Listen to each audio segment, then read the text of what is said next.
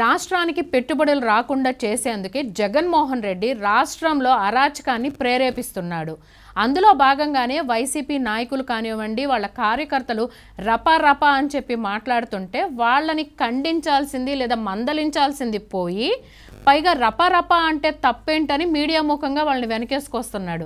అంటే రాష్ట్రానికి పెట్టుబడులు వచ్చి యువతకి మంచి ఉపాధి కల్పన జరిగితే చంద్రబాబు నాయుడు గారికి మంచి పేరు వస్తుంది అన్న ఒకే ఒక కడుపు మంటతో రాష్ట్రంలో మరింత అరాచకాన్ని రెచ్చగొట్టేలాగా ప్రవర్తిస్తున్నాడు జగన్మోహన్ రెడ్డి.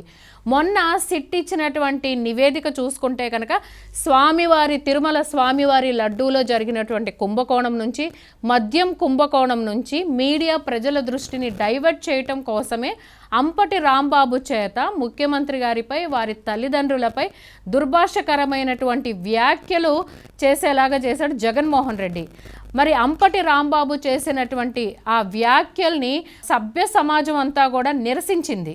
ప్రజలందరూ కూడా స్వచ్ఛందంగా తిరుగుబాటు చేశారు. ప్రజలు చేసిన తిరుగుబాటుతో అంపటి రాంబాబు ఆయన ముఖ్యమంత్రి గారిపై, వారి తల్లిదండ్రులపై చేసినటువంటి హేయమైన వ్యాఖ్యలు తప్పేనని చెప్పి ప్రకటన కూడా విడుదల చేశాడు.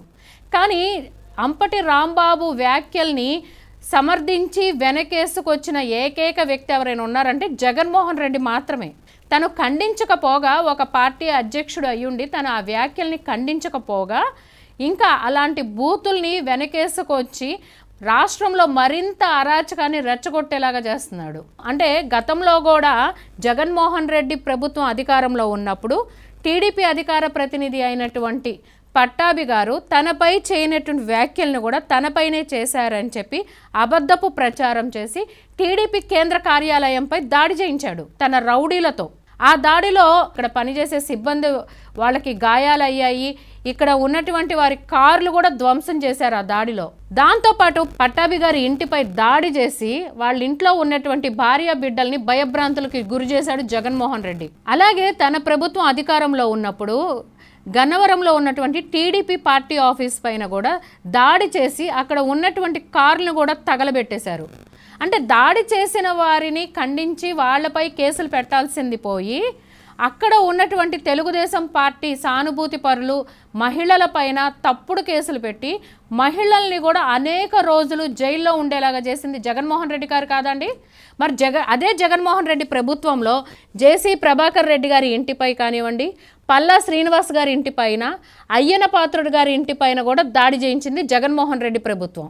చంద్రబాబు నాయుడు గారి ఇంటి మీద దాడి చేయించి దానికి బహుమతిగా జోగి రమేష్కి మంత్రి పదవి ఇచ్చింది జగన్మోహన్ రెడ్డి కాదా అండి. చంద్రబాబు నాయుడు గారు రాష్ట్రం అంతా నీటి ప్రాజెక్టుల యాత్ర చేస్తుంటే బాబు గారి మీద దౌర్జన్యంగా దాడి చేయించి తిరిగి చంద్రబాబు నాయుడు గారి మీదే అక్రమ కేసులు పెట్టించింది జగన్మోహన్ రెడ్డి కాదా. అంటే జగన్మోహన్ రెడ్డి పరిపాలనలో ఇలాంటి నేరాలు ఘోరాలు రాష్ట్రంలో నిత్యకృతం అయిపోయినాయి. చెప్పిన అబద్ధాన్ని 100 సార్లు చెప్పటం అతని నైజం. చట్టం పట్ల అలానే ప్రజాస్వామ్యం పట్ల గౌరవం లేని వ్యక్తి జగన్మోహన్ రెడ్డి. కాబట్టే అందులో భాగంగా రపా అని చెప్పి వైసీపీ కార్యకర్తల్ని, నాయకుల్ని అతను ప్రోత్సహిస్తున్నాడు.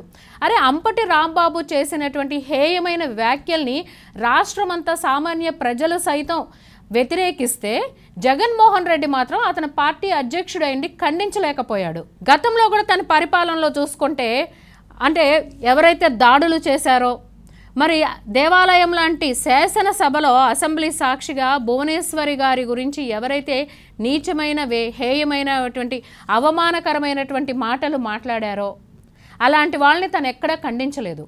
కానీ కూటమి ప్రభుత్వం అధికారంలోకి వచ్చాక నారా చంద్రబాబు నాయుడు గారు ఆ రోజే చెప్పారు, ఎక్కడ సోషల్ మీడియాలో కానివ్వండి, శాసనసభలో కానివ్వండి, ఎటువంటి సోషల్ ప్లాట్ఫామ్స్లో మహిళల పట్ల అనుచిత వ్యాఖ్యలు చేస్తే మేము ఊరుకోము అని చెప్పి. అదే మాట ప్రకారం కిరణ్ అనే వ్యక్తి భారతీరెడ్డి గారిపై కొన్ని అనుచిత వ్యాఖ్యలు చేస్తే తను క్షమాపణ చెప్పినా కూడా చట్టరీత్యా తన పైన కేసు పెట్టి జైలుకు పంపిన వ్యక్తి నారా చంద్రబాబు నాయుడు గారు. అది ఆయన చట్టం పట్ల, స్త్రీల పట్ల ఇచ్చే గౌరవం. అంపటి రాంబాబు ఇంటిపై ఎవరైతే దాడి చేశారో చట్టపరంగా దాడి చేసిన వారిపై కూడా కేసులు నమోదు చేయమని చెప్పి నారా చంద్రబాబు నాయుడు గారు ప్రకటన విడుదల చేశారు. దీనితో పాటుగానే రాష్ట్ర ప్రజలందరికీ కూడా ఒక బాధ్యత కలిగిన ముఖ్యమంత్రిగా చంద్రబాబు నాయుడు గారు రాష్ట్రంలో జగన్మోహన్ రెడ్డి రెచ్చగొట్టే వ్యాఖ్యలు చేసినా కూడా సమయవనం పాటించమని చెప్పి ఆయన ప్రజలందరికీ తెలియజేశారు. ఈ విధంగా జగన్మోహన్ రెడ్డి తన పరిపాలనలో ఏనాడైనా ప్రజలందరికీ ఇలాంటి వ్యాఖ్యలు చెప్పారా?